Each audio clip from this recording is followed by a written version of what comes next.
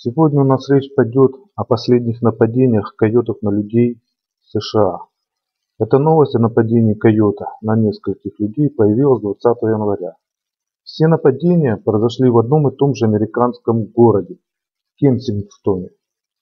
Все началось с того, что в 8:40 один автомобилист увидел на дороге койота, и ему удалось заснять его на телефон. Буквально через 20 минут в полицейское управление города поступил звонок от 62-летней женщины, которая заявила, что она и ее собаки были атакованы койотом на крыльце после того, как она открыла раздвижную дверь в свой дом. В этом инциденте собаки отступили в дом, и койот попытался последовать за ними внутрь. Женщина была укушена, когда она боролась, чтобы не пустить койота в свой дом. Ей пришлось идти в больницу, где она и ее собаки получили первую порцию прививок от бешенства. Одну из ее собак койоту удалось укусить. И примерно в 11 часов по местному времени произошло нападение этого же койота на семейную пару с 3 детьми, которые прогуливались по тропинку. Койот приблизился к ним и укусил 2-летнего мальчика. Как потом стало известно, он сумел только прокусить куртку, так как отец быстро среагировал и не позволил ему напасть на ребенка. Набросился на койота и боролся с ним примерно 10 минут. Он подробно в своем интервью описал, как происходила борьба. Ему удалось повалить койота на землю и задушить. А теперь давайте посмотрим видео об этой новости. Это первая фотография, где койот виден на дороге. Его сфотографировали. Это первое, скажем так, столкновение с этим койотом.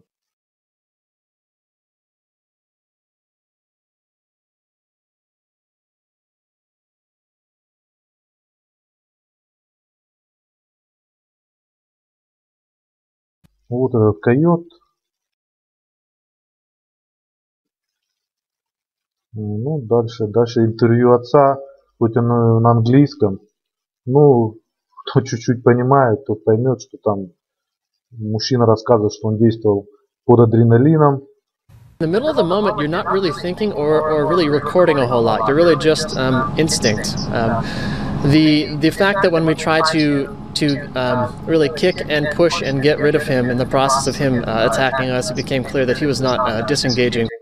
Тело койота было отправлено в Нью-Хэмпширский департамент рыбы и дичи, где на следующие сутки власти сообщили, что тест на бешенство дал положительный результат. Мужчина добавил, что он не получил никакого удовольствия от убийства животного, но считает, что у него не было другого выбора, кроме как защитить свою жену и детей, учитывая поведение койота.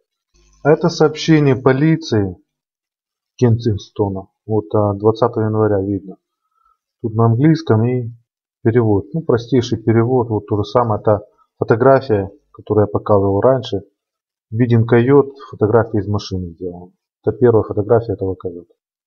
Как вы уже понимаете, это не первое и, по всей видимости, не последнее нападение койотов на людей. В Америке это происходит не часто, но происходит. На своем сайте мы уже сообщали, что 8 января в Чикаго на 5-летнего мальчика напал койот. В результате мальчик был доставлен в больницу для лечения. Позже, в тот же день, согласно сообщениям в новостях, койот укусил взрослого мужчину в ягодицы. Мужчина появился в другой чикагской больнице с незначительной травмой.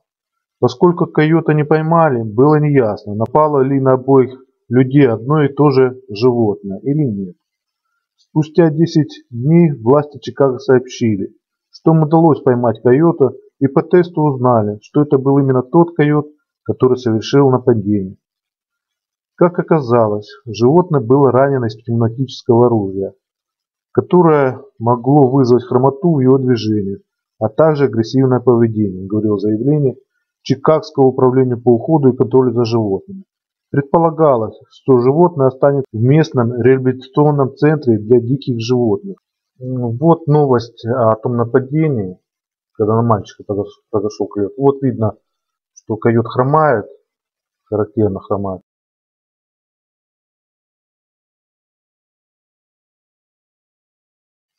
Да, тут написано на 6-летнего мальчика, но либо там, где я брал новости, ошибка. Вот, кстати, он, этот койот пойманный. Вот такая была Новость об этом койоте. Ну, койот живой, словили, и на этом хорошо. Отдельные нападения, особенно на детей, действительно настораживают. Хотя такие события редки, они в настоящее время достаточно распространены в крупных городских районах Америки. Причиной является необычайно большое количество койотов, которые сейчас живут в густонаселенных городах. Койоты уже давно присутствуют на большей части территории Северной Америки. Но с 1900 года их ареал значительно расширился, расширяясь на восток, север и юг. За последние десятилетия они переместились в городские районы, колонизируют районы Лос-Анджелеса, по крайней мере, с 70-х годов. Впервые увиденные в Бронксе в 90-х годах, койоты появились на улицах Манхэттена и напали на детей в пригороде Нью-Йорка. По словам Сета Магла, директора Института дикой природы в зоопарке Линкольн-парка, они действительно появились в округе Кук, где по оценкам насчитывается от 3 до 4 тысяч койотов. Причина, по которой койоты перемещаются в городские районы, заключается в том, что подобно енотам и белохвостым оленям, они могут адаптироваться к жизни среди людей. Другим псовым, таким как волки, нужно место и большая добыча. Доктор Магл сказал, что койоты могут довольствоваться белками, мышами, кроликами и птицами, которые составляют большую часть их диеты в Чикаго. В отличие от енотов, они не едят много отходов, но они едят часто. И по большему счету они стараются держаться вне поля зрения. Кроме того, они имеют сходный вкус с людьми с точки зрения того, где они любят жить. Койоты предпочитают более богатую часть города, сказал доктор Магл, возможно потому, что их привлекают большие дворы и большее количество мест, где можно спрятаться, или, возможно, из-за лучшего доступа к отходам. В 2009 году Стэнли Герб и другие исследователи из университета штата Огайо провели анализ 142 сообщений о нападениях койотов с 60 по 2006 год. В основном без сообщений средств массовой информации. В Чикаго было в 20 раз больше новостей о нападениях койотов в 2005 году, чем в 90-х годах. Около 37% нападений оказались хищными. Во время таких атак маленькие дети подвергались наибольшему риску. Роланд Кейс из университета штата Северная Каролина, один из исследователей этого вопроса, сказал, что койоты невероятно адаптируемы и обладают большой способностью оценивать риск. В сельской местности они очень стеснительны в отношении людей, потому что смелого койота застрелят. Но в городе это, вероятно, не проблема.